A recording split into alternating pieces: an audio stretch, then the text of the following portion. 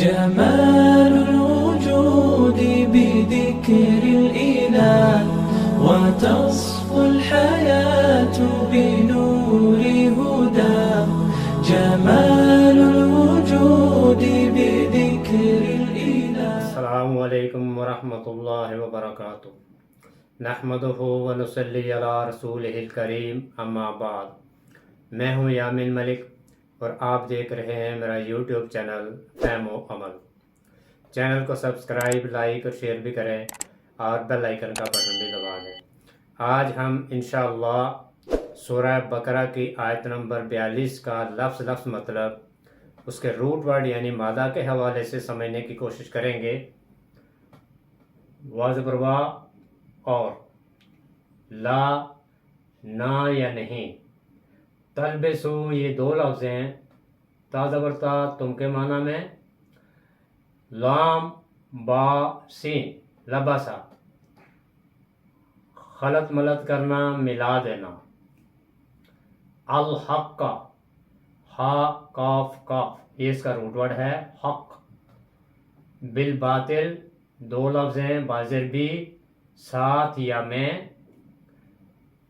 باطل با تو لام باطل. واضبروا اور تک تمو یہ دو لفظ ہیں تا زبر تا تم کے معنی میں. کتما کاف تا میم کتما چھپانا. الحق ہا کاف کا حق. واضبروا اور یا حالانکہ. انتم ہو تم. تعلمون عین لام میم علم جاننا. ولا اور نہ. تلبسو تم خلط ملط کرو، مشتبہ کرو. الحق کا حق کو. بالباطل باطل میں. وتکتمو اور نہ تم چھپاؤ. الحق کا حق کو. وانتم حالانکہ تم.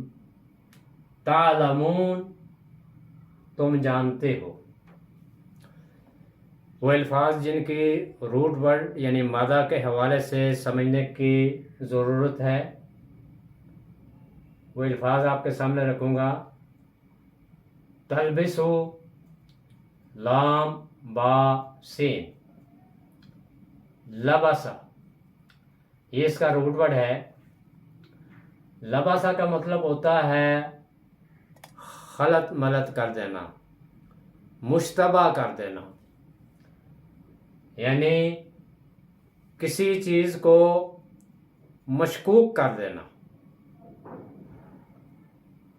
اور اسی سے پھر لباسا ہے. لباسا کا مطلب ہوتا ہے لباس یا لباس پہننا.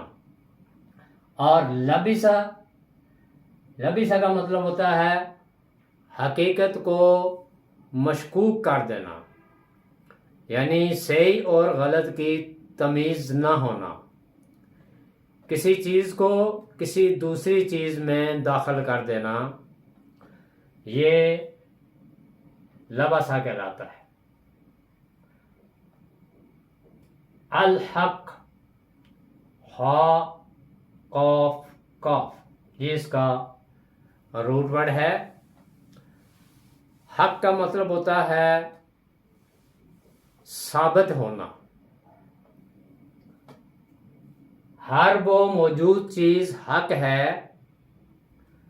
جو حکمت کے تقاضوں کے مطابق ہو اسے حق کہتے ہیں، یعنی ثابت شدہ بات. واجب وہ چیز جو واجب ہو. کسی چیز کا حقیقت بن کر سامنے آنا حق کہلاتا ہے. بالباطل बातला, बातिल, बतला बेअसल काम को कहते हैं। यानी किसी चीज का बेनतीजा और बेअसर होने की वजह से ज़ाया हो जाना, ये बतला यानी बातिल कहलाता है। हर वो अमल बातिल है जिसका कोई नतीजा ना निकले, और बातिल कहते ही उसी को हैं जो बाकी रहने वाला ना हो, यानी मिट जाने वाला हो। जो बाकी रहने वाला ना हो बल्कि मिट जाने वाला हो, उसे बातिल कहा जाता है। तक्तुमु, काफ ता मीम, ये इसका रूट वर्ड है कतमा। कतमा का मतलब होता है छुपाना, पोशीदा और छुपा हुआ राज। दानिस्ता तौर पर कोई बात दिल में छुपाए रखना, ये कतमा कहलाता है। कितमान छुपाने को कहते हैं। तालमून, आइन लाम मीम, इल्म। इल्म कहते हैं जानना, पहचानना, यकीन हासिल करना, किसी चीज की हकीकत मालूम करना, ये इल्म कहलाता है। वला तलबिसुल हक्का, और ना तुम खलत मलत करो, मिलाओ, अल हक्का, हक को, बिल बातिल, बातिल में, वतक्तुमु, यहाँ पे एक लफ्ज जो लिखा हुआ नहीं है वो पढ़ा जाएगा, और वो है ये जो शुरू में ला है, ये ला इसके साथ भी पढ़ा जाएगा। वतक्तुमु, और ना तुम छुपाओ, अल हक्का, हक को, यानी तुम हक को बातिल में भी खलत मलत ना करो और हक को छुपाओ भी नहीं। वाज़बर वाह, यहाँ ये जो वाव है, वाव का मतलब तो और होता है, लेकिन वाव एक हालत को दूसरी हालत से अलग भी करती है। तो यहाँ वाव का मतलब है हालांकि, यानी वो हालत जो वाव से पहले की है और वो हालत जो वाव के बाद की है। वाव से पहले की हालत ये है कि वो हक को बातिल के साथ खलत मलत करते हैं, जबकि हाल ये है, असल बात ये है वअंतुम तालमून, जबकि तुम जानते हो, यानी वो गलती से नहीं करते बल्कि जानबूझ के करते हैं। उनको इस बात का इल्म है, वो जानते हैं, लेकिन इसके बावजूद वो हक और बातिल को आपस में मिला देते हैं, खलत मलत कर देते हैं। गुज़श्ता आयत में हमने पढ़ा था कि अल्लाह ताला ने बनी इसराइल को ये हुक्म दिया था, व आमिनू बिमा अनज़लतु, और ईमान लाओ उस चीज़ के साथ जो नाजिल की गई है, यानी ये कुरान, मुसद्दिक़न लिमा माअकुम, जो तुम्हारे पास किताबें हैं, यानी तौरात और इंजील, वो उनकी सच्चाई बयान करने वाला है, उनको सच साबित करने वाला है। मुसद्दिक़न लिमा, तस्दीक करने वाला है, وَلَا تَكُونُوا أَوَّلَ كَافِرٍ بِي، اور تم ہی سب سے پہلے قرآن کا اور نبی کریم صلی اللہ علیہ وآلہ وسلم کی نبوت اور رسالت کا انکار کرنے والے نہ بنو۔ وَلَا تَشْتَرُوا بِآيَاتِي، اور میری آیات کو نہ بیچو، ثمناً قلیلا، تھوڑی قیمت میں، وَإِيَّايَ فَاتَّقُونِ، اور صرف مجھ ہی سے ڈرو۔ اب اس آیت میں ان کی اس حالت کو ظاہر کیا جا رہا ہے جو وہ کرتے تھے۔ یہود و نصارہ وہ اہل کتاب تھے، تورات اور انجیل ان کے نبیوں پر نازل ہوئی تھی، اور اس وجہ سے ان کے اندر بڑے بڑے عالم موجود تھے جو تورات اور انجیل کا علم رکھتے تھے، اور جس طرح سے یہ قرآن آج ہر مسلمان کے پاس موجود ہے، تو تورات اور انجیل ان کے علماء نے صرف اور صرف اپنے پاس رکھی ہوئی تھی، اور وہ عام لوگوں کو نہیں دکھاتے تھے۔ اس لیے انہوں نے ان کتابوں میں اپنی طرف سے تحریف بھی کی ہوئی تھی اور اضافہ بھی کیا ہوا تھا۔ بہت سی باتیں ایسی جو وہ سمجھتے تھے کہ یہ ہمارے مفادات کے خلاف ہیں، انہوں نے نکال دی تھی، اور بہت سے احکامات انہوں نے اپنی طرف سے اس میں شامل کر لیے تھے۔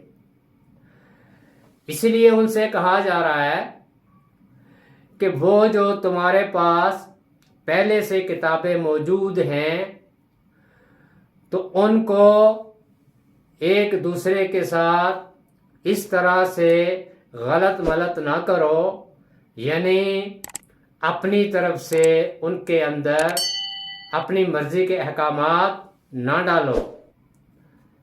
وَلَا تَلْبِسُوا الْحَقَّ بِالْبَاطِلِ، حق کو باطل میں غلط ملت نہ کرو، نہ مکس اپ کرو، ان کو متشابہ نہ کرو۔ بہت سی چیزیں، بہت سے ایسی باتیں جو قرآن میں اور قرآن کے علاوہ تورات اور انجیل میں نہیں تھیں، تورات اور انجیل کی وہ بہت سی چیزیں جو ان کے مفادات کے خلاف تھی، انہوں نے وہ نکال دی تھیں، اور لوگوں کو بہت سے ایسے مسائل کا وہ حل بتاتے تھے جو انہوں نے اپنی طرف سے شامل کی ہوئی تھی، اور لوگوں کو یہ بتاتے تھے کہ یہ اللہ کی طرف سے نازل کردہ ہیں، یعنی یہ اللہ تعالیٰ کا حکم ہے، جبکہ وہ احکامات اللہ کی طرف سے نازل کیے ہوئے نہیں تھے، بلکہ انہوں نے اپنی طرف سے ان احکامات کو شامل کیا ہوا تھا۔ وَلَا تَلْبِسُوا الْحَقَّ بِالْبَاطِلِ، تم حق کو باطل میں اس طرح سے مکس نہ کرو، اس طرح سے خلط ملت نہ کرو کہ تاکہ وہ متشابہ بن جائے، لوگ پہچان نہ سکیں کہ اصل بات کیا ہے۔ وَلَا تَكْتُمُوا الْحَقَّ، اور تم حق کو بھی نہ چھپاؤ۔ اور حق کیا تھا کہ وہ جو کتابیں ان کی طرف ان کے نبیوں پر نازل ہوئی تھیں، ان کے اندر جو احکامات تھے، اور پھر قرآن کے بارے میں اور نبی کریم صلی اللہ علیہ وآلہ وسلم کے بارے میں جو پیشن گوئیاں تھیں، انہوں نے ان کو چھپا دیا تھا۔ اسی لیے ان سے کہا جا رہا ہے وَلَا تَكْتُمُوا الْحَقَّ، تم حق کو نہ چھپاؤ۔ وہ جو پیشن گوئیاں تمہاری کتابوں میں موجود ہیں، اور وہ احکامات جو تمہاری کتابوں میں اللہ کی طرف سے نازل کردہ ہیں، تم ان کو نہ چھپاؤ، وہ حق ہیں، اور حق جو ہے وہ سب کے سامنے واضح کرنا چاہیے. وَلَا تَكْتُمُوا الْحَقَّ وَأَنْتُمْ تَعْلَمُونَ. جبکہ حال یہ ہے کہ تمہیں ان تمام چیزوں کا پتہ ہے، تمہیں علم ہے. کس بات کا علم ہے؟ کہ وہ جو کتابیں اللہ تعالیٰ کی طرف سے ان کے نبیوں پر نازل کی گئی تھی، تورات اور انجیل، ان کے احکامات اور پھر ان کے اندر جو پیشن گوئیاں تھیں نبی کریم صلی اللہ علیہ وسلم کے بارے میں اور قرآن کے بارے میں، تو وہ ان کو جانتے تھے. انہیں علم تھا کہ یہ وہی نبی ہیں. وہ پہچانتے تھے جس طرح اپنی اولاد کو پہچانتے تھے، اسی طرح انہوں نے نبی کریم صلی اللہ علیہ وآلہ وسلم کو بھی پہچان لیا تھا. لیکن انہوں نے ضد اور ہٹ دھرمی کی وجہ سے، حسد کی وجہ سے نبی کریم صلی اللہ علیہ وآلہ وسلم کی نبوت کا، رسالت کا انکار کیا، قرآن کا بھی انکار کیا. اور نبی کریم صلی اللہ علیہ وسلم کی رسالت کا، نبوت کا انکار اس لیے کیا انہوں نے کہ چونکہ نبی کریم صلی اللہ علیہ وآلہ وسلم کا تعلق بنی اسماعیل میں سے تھا، اور ان کی خواہش یہ تھی بنی اسرائیل کی کہ جو آخری نبی ہے یہ بھی بنی اسرائیل میں آنا چاہیے. اسی ضد اور ہٹ درمی کی وجہ سے انہوں نے نبی کریم صلی اللہ علیہ وآلہ وسلم کی نبوت اور رسالت کا انکار کیا اور قرآن کا بھی انکار کیا. اس لیے انہیں یہ کہا جا رہا ہے وَأَنْتُمْ تَعْلَمُونَ، جبکہ تمہیں خوب علم ہے، تم جانتے ہو، تمہاری کتابوں میں یہ سب کچھ لکھا ہوا ہے، لیکن اس کے باوجود تم حق کو چھپا رہے ہو. وَلَا تَلْبِسُوا الْحَقَّ بِالْبَاطِلِ، اور تم حق کو باطل میں خلط ملط نہ کرو، اس کو ایک دوسرے کے اندر اس طرح سے نہ ملاؤ کہ بات متشابہ ہو جائے. وَتَكْتُمُوا الْحَقَّ، اور نہ ہی تم حق کو چھپاؤ. وَأَنْتُمْ تَعْلَمُونَ، جبکہ تم جانتے ہو، تمہیں علم ہے، تمہیں ان تمام چیزوں کے بارے میں تمہاری کتابوں میں یہ سب کچھ لکھا ہوا ہے. اللہ تعالیٰ مجھے بھی اور آپ کو بھی قرآن کے ان الفاظ کو سمجھ کر ان کے مطابق عمل کرنے اور دوسروں تک پہنچانے کی توفیق عطا فرمائے. سبحانک اللہم و بحمدک، نشہد ان لا الہ الا انت، نستغفرک و نتوب الیک. السلام علیکم ورحمۃ اللہ وبرکاتہ.